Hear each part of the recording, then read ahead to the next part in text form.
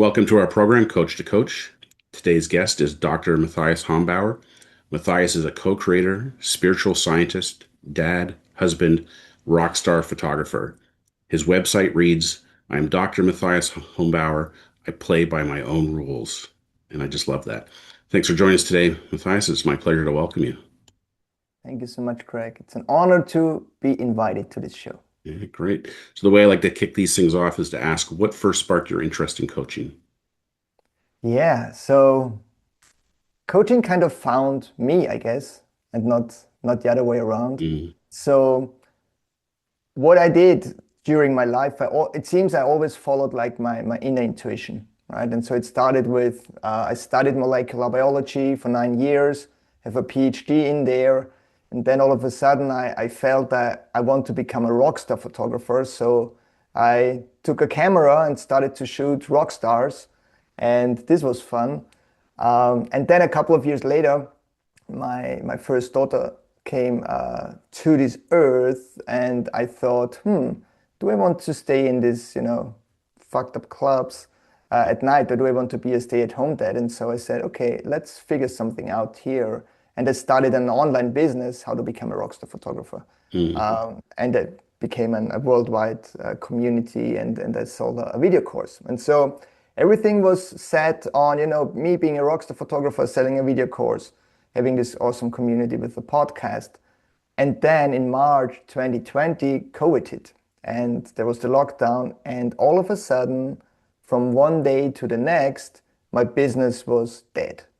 You know, there were no concerts, and I thought, oh, lucky me, I have this video course that teaches how to become a concert photographer. Cool, everyone will buy the video course. mm. Until 2 days later, I figured out there will be no concerts and no one will become a concert photographer anymore, right? Yeah. And And who so I knows, there may thought, never have been another concert for all we know. yeah, you didn't know that time, right? It's Yeah. like, I don't know, maybe it takes years.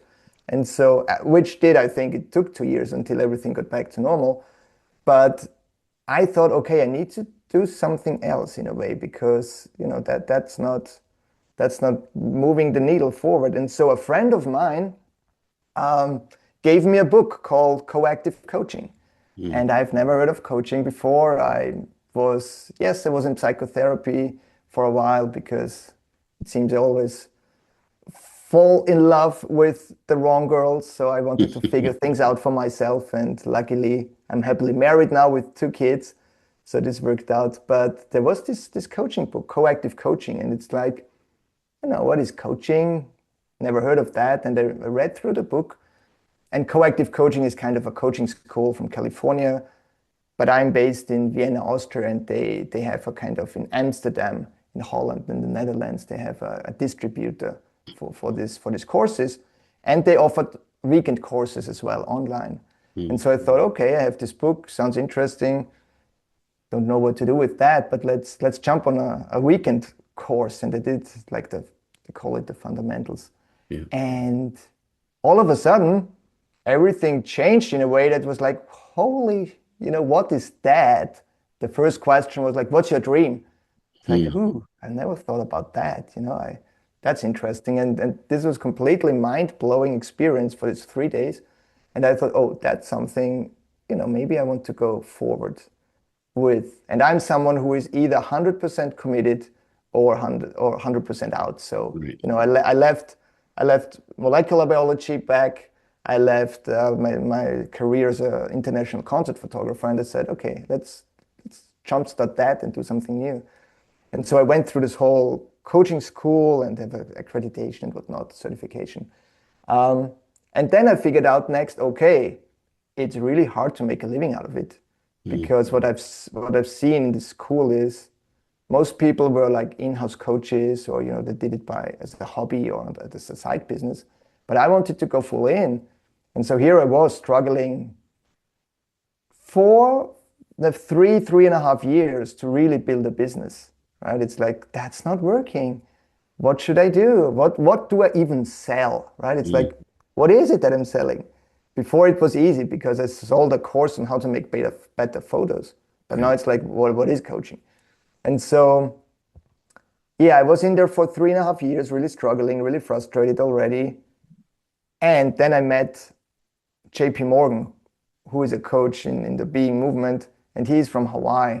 And I thought, okay, now I think I'm a good enough coach, so to speak, with all these coaching schools, but I want to learn from people who really make a business out of it. Mm. And so in June 2025, I flew to Hawaii, to Maui, on his farm to sit with 14 other people like in a circle on his Wow. farm for 5 days. And this was just, I came back and it was mind blowing, as if kind of, this was the way I looked through my lenses, but now something opened up, almost like a door opened up to a new universe. And Mm. it's like, wow, there is a lot more possible than I thought with this business. And I really started to get new clients and raise my prices and so on. And so I signed up for JP for the next 8 months in a small group. And then it's like, okay, this is over. What I'm going to do now? And then I met Ankush, Mm. and now I'm part of the HSC school. So this is where we meet. So Nice. Yeah. long story, but coaching is really something that transformed my complete life, I would say. I love the story. And I love the way you put it. Coaching found you. It was, Yeah. yeah, it's a great story. So I'm curious to learn more about your practice. You just, you said the working with JP has opened up all these possibilities. I'm curious how's that unfolded? Who you're working with? How are Right. you working? That kind of stuff. Right, right. So there are different ways on how I'm working. So most likely I'm working one-on-one on a longer term basis of 6 months or a year. Mm. I'm doing this online because I'm sitting in Vienna here, and I have clients in Vienna as well, but I always love to play it like as an international game. And I Mm. have clients from England to Dubai, Holland. And so this really fits well with the way I am building my business, because as always, for me, the most important priority is like my family and my kids and my wife. So this comes first as a value, and then I'm building around it. So I have a business from Monday to Thursday from 10 a.m. to 2 p.m. So these are kind of my working hours, right? Mm. And in the beginning, I thought, is this going to work? Because I want to work with leaders and with visionaries, and with CEOs and entrepreneurs and whatnot. And they are all busy, and probably they don't have time at these time slots. Yeah. But what's interesting is everyone who wanted to work with me finds time, right? Yeah. So it's like, okay, I can build, and coming back to this quote, like I'm living my life on my own rules or something like Mm. that. It's like I'm creating this life or this business. And it seems to work in a way that, once you're clear what you want to create, the universe helps you to get this going. Mm. And all of a sudden people have time for that. And so this is the one-on-one thing that I'm doing. Uh, then I started, after JP, I started a group for coaches, the Coach Master Circle, Mm. which was a 4 months container every week where I coach 3 to 4 coaches in an hour. And it's all about building your coaching business. So this is something that I'm restarting again because Yeah. the first one is over. And then relatively new, but I love that, is like a 1 day in-person event in Vienna, a men's circle, I call it. Mm. And this came to fruition in a way because I love meditating, and I meditate every day. I'm doing TM, transcendental meditation, and I'm always getting the best ideas out of it. And in January, beginning of January, I came out of a meditation, and all of a sudden I got this men's circle, like this Mm. term. It's like, I thought, what's that, men's circle? I have no idea what I should do, but let's follow that. And so the next day, in front of the school, picking up my kids, there are a couple of guys I'm friends with. Yeah. And I said, by the way, I'm doing a men's circle. And all of a sudden, everyone said, a men's circle? Cool, I want to be in, right? Mm. And it's like, shit, what I'm going to do with that, right? And all of a sudden, in 10 days, 10 guys said, I want to be in that. And they Mm. said, "Yeah, what do you want to get out of it?" And everyone said, I have no clue what it is, but I want to be in there, right? Yeah. And so I figured out, because one of my document statements is, I am a doer before ready. I kind Mm. of started the whole thing and then figured out what to do. And I found a beautiful spot that I rented, I had a really low financial commitment because not everyone is on this path, and I didn't want to have the financial commitment be a hurdle for them Yeah. to get in.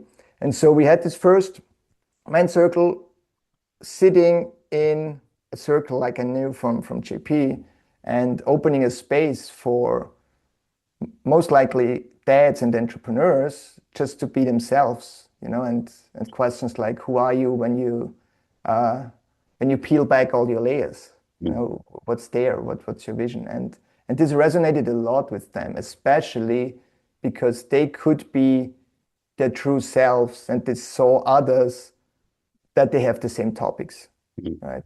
And so this is a format, and I had my second band circle already sold out, and there will be the third one in September. So basically, it's a one-on-one and it's group in different Yeah. settings. I love that. I mean, this one thing is occurring to me from what you just described is, we all have our own stuff going on in our lives, and we think it's only happening to us. And like you, I've met people all over the world on Zoom calls, and you realize, oh yeah, we're all dealing with the same shit Yeah, basically. exactly. And it's when you're in a group like that, there's like an invitation to just drop all the BS and get real, and amazing things start happening. So Exactly. And that's the magic. And that's also like the feedback that I got. It's like, hey, this was such a loving and non-judgmental space mm, where I could see, the others as well and what they're struggling with. And it didn't have to hide or whatever. It could just be me without judgments. And yeah, I think that's something that, quote unquote, on the normal world, it's kind of you always get judged by someone.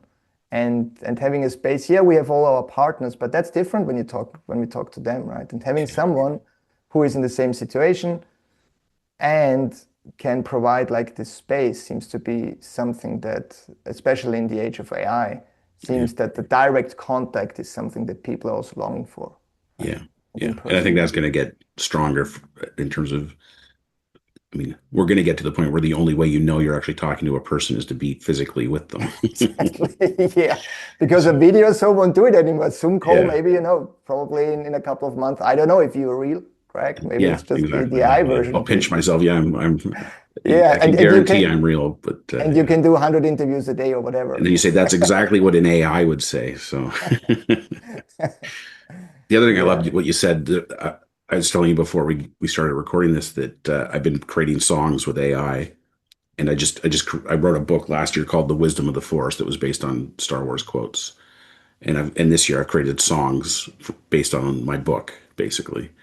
And there's the song book for the Yoda quote, "Do or do not, there is no try." And the lyric Mm. that you reminded me of with what you said, it says, "You don't need ready, you need begin." And like you describe yourself as a doer before you're ready. And I thought, exactly, that's I knew there's something I liked about this guy. Yeah, yeah, and thanks. Yeah, and I don't know. I mean, I didn't consciously think about that Yeah. to do it back then when I started photography, but I always thought, let's be bold. And Mm. then someone said yes, and it's like, shit, what do I do? What do I do now, right? And Yeah. then I figured it out, and it always turned out. For me, the metaphor, it's like almost like rocket fuel, Mm. Yes, it's scary. Yes, I was always nervous. I was always saying to myself, what did I get myself into? Oh my gosh. And then I went through it, and some magic happened on the other side. Yeah. And so for me, and I just talked to a client today about it, it's like it seems a lot of people are afraid of the uncertainty and Mm. what it brings. And so it's easier to stay in your comfort zone and think about all these things and come up with reasons why not to do it. It's easier than to just step out and do it and see what's happening. Yeah. Right. I'm curious. Earlier, you said that when you do something, you go all in, and you talked about kind of leaving the microbiology behind and the photography behind, and stepping into coaching. I can't help but wonder, and I would suspect that those things inform what you're doing today probably more than you realize. I don't know if you've ever thought about that, but I'm curious uh, if I ask you to think about it now.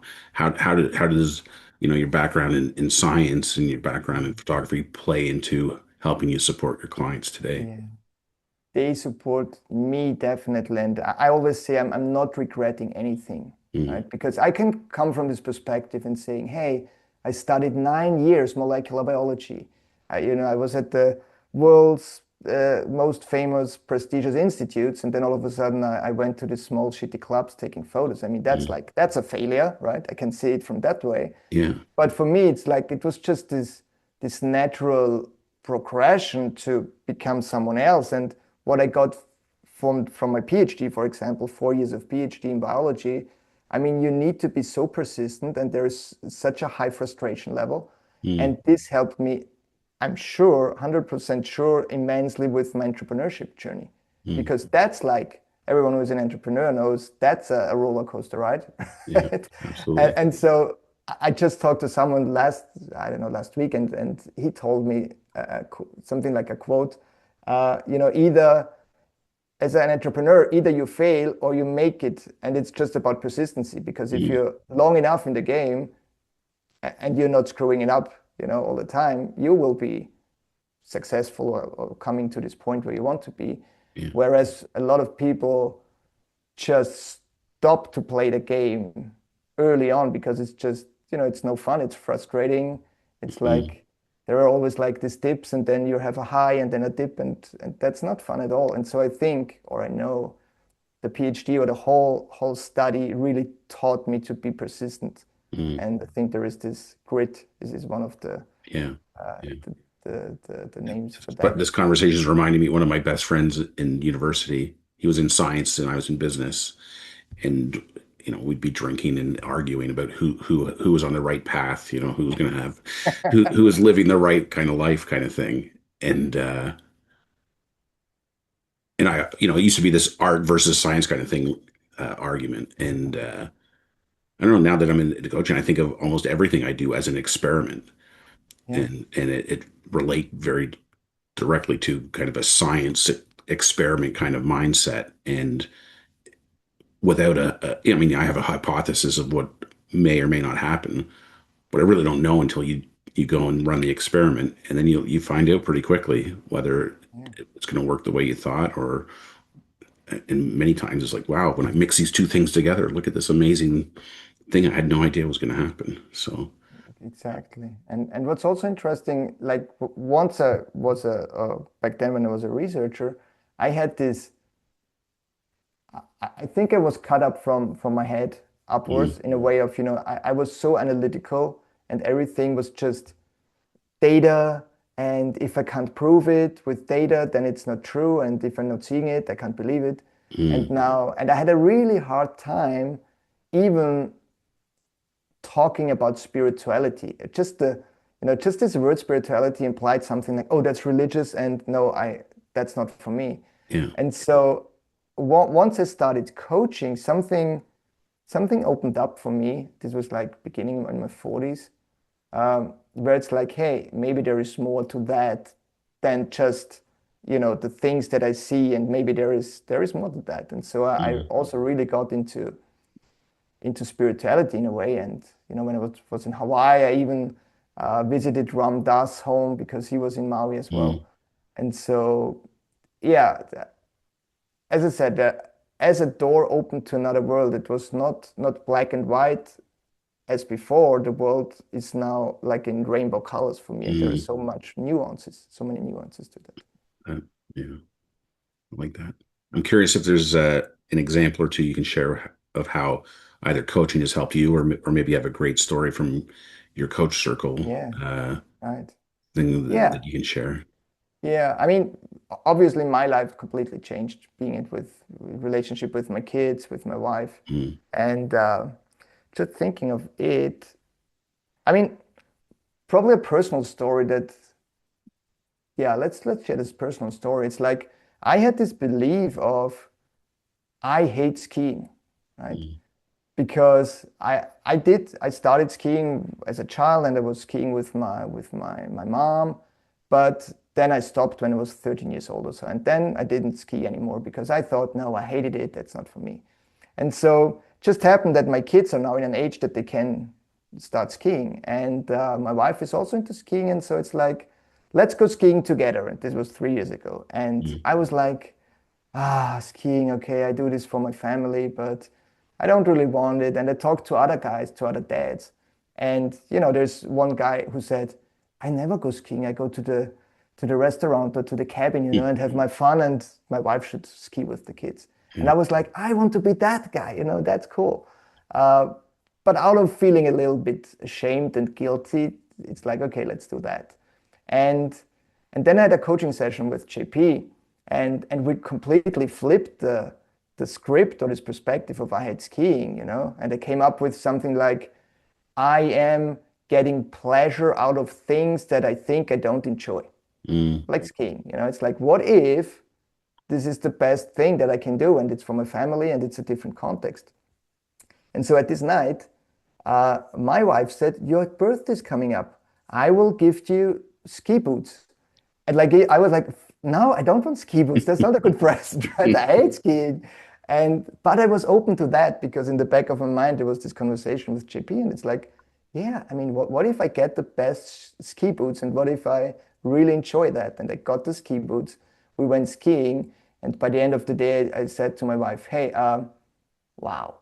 I mean, this was probably one of the best days in the last year, just skiing with you and with the kids, and I really enjoyed it. Mm. And then it's like, hey, I mean, how crazy is that? Thinking like 40 years I hate skiing, and all of a sudden I can just swipe it, right? Yeah. Swipe it. And there are a lot of stories, like maybe a second one that might be useful for the listeners as well. I always thought I'm an introvert, right? For Mm. me, it's like in a group, I never talk to people. When I ordered orange juice in a restaurant and they got apple juice, I didn't say anything because, I want to be kind. I don't want to Yeah. get into trouble here. And then our wedding came up, and we got married in the Seychelles. And there was a group of friends who came with us, and they were close friends and also not so close friends. And 2 weeks before, my wife said, hey, I want that you talk to everyone there because that's our time. It's they're all there for us. And Mm. I want you to be the leader. And I was like, shit, I mean, I can't do that, right? No, that's not me. I'm an introvert. I'm not talking to other people so freely. And she said she wants that, and she wants that I do a wedding speech. It's Mm. like, wow. I really felt it's like, I don't know, panic, right? And then I started, this is when I started with working a coach for the first time. And she said, we do a challenge. You talk with everyone every day, at least Mm. with one, right? And you give this speech. And then the day came, or this week came, I talked to everyone. I really started to enjoying this. And it's like, hey, that's fun. It's so interesting to be curious with those other guys. Mm. And I delivered a wedding speech without preparation, and everyone started to cry. And Mm. me again, it's like the first time where I realized, hey, the thoughts that I'm having here, they are just thoughts. It's not me. It's just a thought that I believe. Mm. And this kind of opened everything. It's like, hey, who am I really inside, Mm. right? And Yeah. what it's possible if I come from this perspective of what if these are just thoughts and I can just flip it if I want, because I can create my life from the inside out. Mm. And so then I stumbled into the three principles and all of that. But this was kind of the beginning of, hey, I can be someone else as I thought I'm being for the last, decade or something. Yeah. I love the stories. You mentioned your document earlier. Line is there a line in your document about being not being an introvert anymore? Introvert is not there, no. No. I'm, I'm constantly working on the document in a way, and I did it by myself through JP, but I do work now with Igor, my mentor, and Mm. he's kind of going through it with me one on one, which is really helpful. Yeah. But I do have, for example, one, I'm a giant of creation, Mm. right? And as a giant of creation, there is no place to play it small and as an introvert. Yeah. This means, reaching out to you and doing this interview Yeah. because I love to have this stage and just experiment with it Yeah. and I yeah, love it. selfishly seen here being on the spotlight and Yeah. telling my Yeah. story. I got to meet Igor a few weeks ago, and he's Ah, a wonderful guy.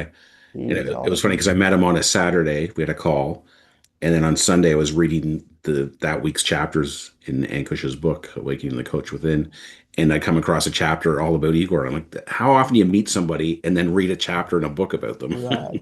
No, no, and it's a crazy story. Just quickly, there was the first speaking event in Vienna a couple Mm, of months ago, and Igor was there as well because he's from Slovakia. So he yeah. drove from Slovakia 1.5 hours or so to Vienna, and I didn't talk to him at this event, but I had the feeling I want to connect with him. So I connected with him on Zoom, and then I said, "Hey, Igor, I'm doing my first men's circle, and I would love that you also coming." Turned out that Igor is with Ankush for 22 man circles, or Yeah. like men's immersions, right? Yeah. So he is the guy, and he's like, "Yeah, I'm co-creating this. I'm coming." And all of a sudden, like Igor was co-facilitating my first men's circle, That's and this awesome. was kind of the other beginning of this really special relationship, I would say. Yeah. Yeah. It's funny because it had never even crossed my mind to visit Slovakia for whatever reason. I'm in Canada, but Yeah, uh, when you meet Igor, the first thing he does is tell, if you ever in Slovakia, look me up. I will take you on the greatest tour of your life. And now I'm like, yeah, I got to figure out a way to get to Slovakia one day. yeah, he's a lovely guy. By the way, if you pass by Vienna, you're Yeah, welcome as well. yeah. Thank you. Yeah. It's funny because you were talking about, you know, things we hate or I hate. Traveling used to be one of those for me. I used to have this attitude that um, whatever pleasure or relaxation I would get on a vacation somewhere, it was completely negated by the getting there and the getting home. Like I hated Mm. the actual traveling part of traveling. I hated it. And then a coach that I have become friends with, he's in Australia. He loves traveling. Anyway, him and I did some work together, and I wouldn't say I'm quite yet at the I love traveling stage, but I definitely no longer hate traveling, and I Mm. now treat the getting to and the coming home as part of an event. Like it's a separate adventure of its own, Right. with experiences and discoveries, and even a long delay on a flight or whatever can be an opportunity to relax and not get. I Yeah. used to get so wound up. It was not good.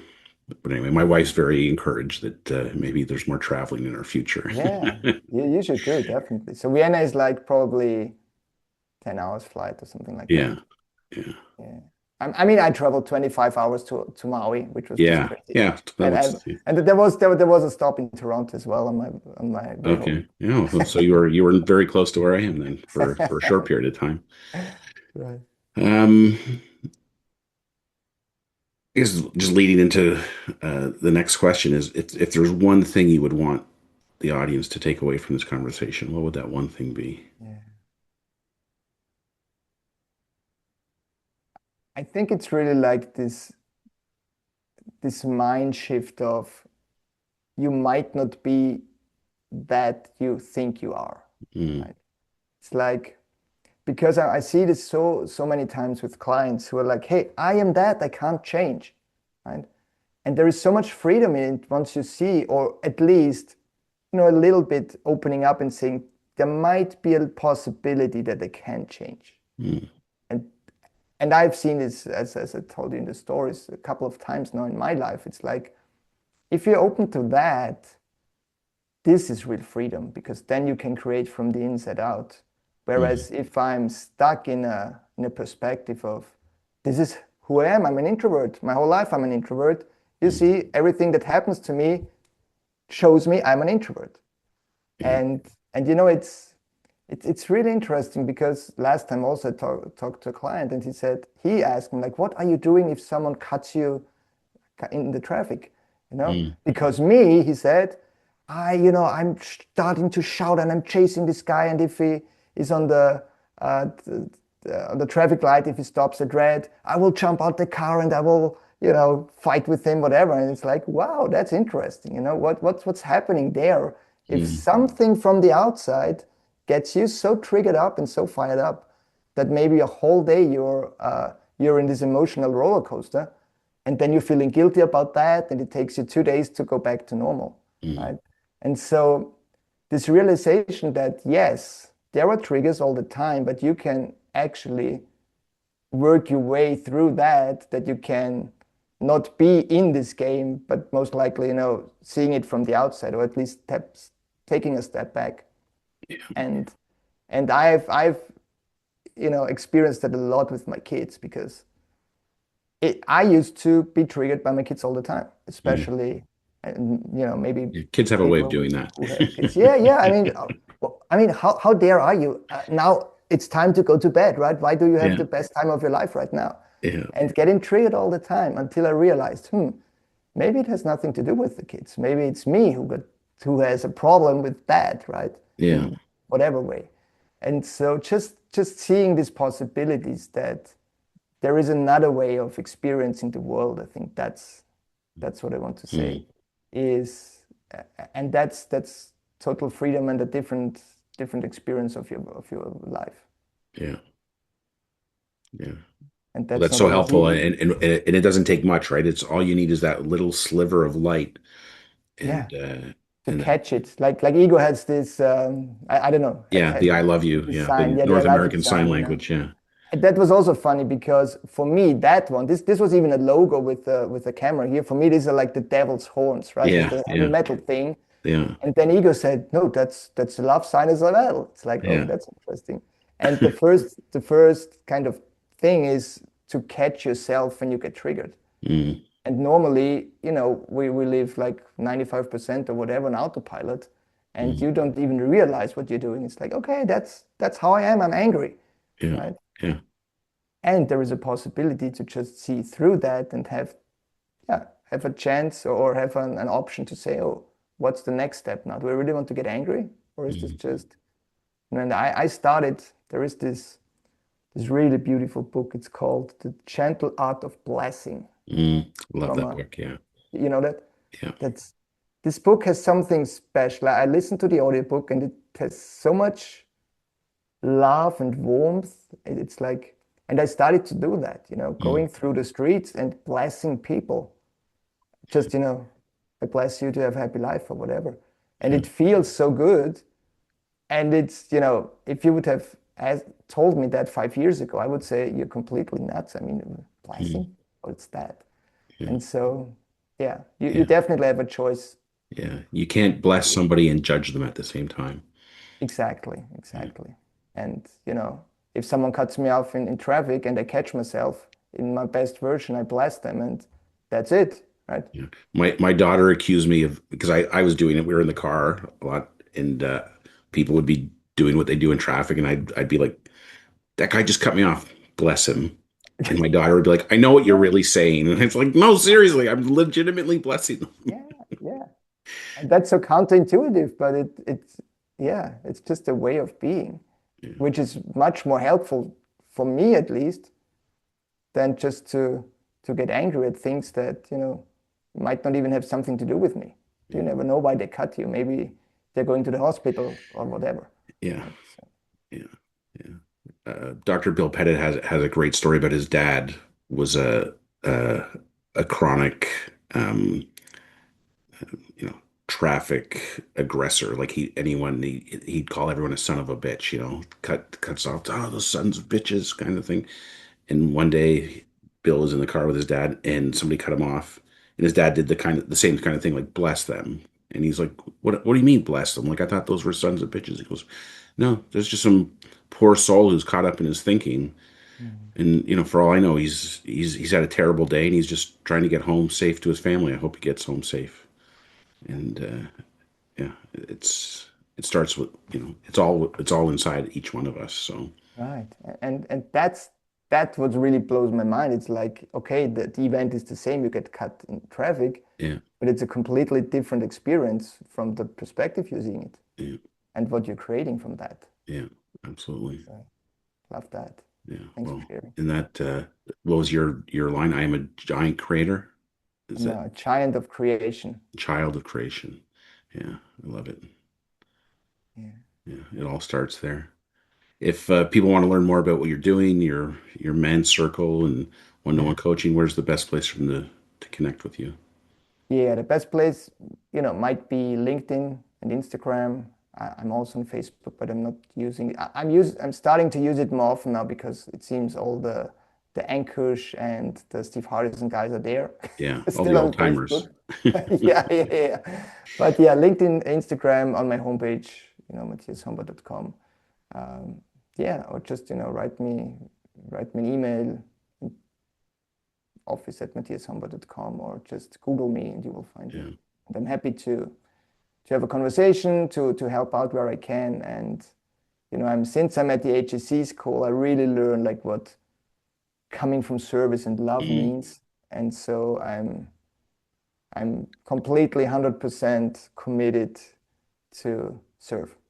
nice. Yeah. I haven't done the AGC school, but I've just finished Ankush's book, and uh, It's a really great being of book. service is I think the ultimate message that he's putting out there, and what he's modeling for the rest of us as well. So Yeah, and it makes a difference if you really embody this coming from service, because then all of a sudden, if you're a coach, like the selling part doesn't feel like selling anymore. It's just you have deep conversations yeah, and you're offering help.